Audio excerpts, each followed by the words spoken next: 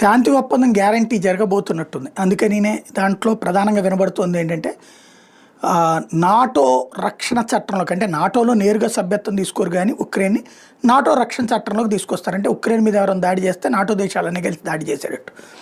అందుకు పుతిన్ కూడా అడ్డుపడడు, అందుకు అంగీకరించేశాడని. అదే సందర్భంలో డాన్ బాస్ ప్రాంతం, అంటే డొనెట్స్క్ లుహాన్స్క్ లాంటి ప్రాంతాలు, రష్యన్స్ ఎక్కువగా ఉండేటటువంటి ప్రాంతాలు ఏదైతే రష్యా ఆక్రమించుకుందో ఆ ప్రాంతం మొత్తాన్ని ఉక్రెయిన్ వదిలేసేసి రష్యాకి ఇచ్చేయాలి అని. ఇది ఈ ఒప్పందం దాదాపుగా ఖరారైనట్టు చెప్తున్నారు.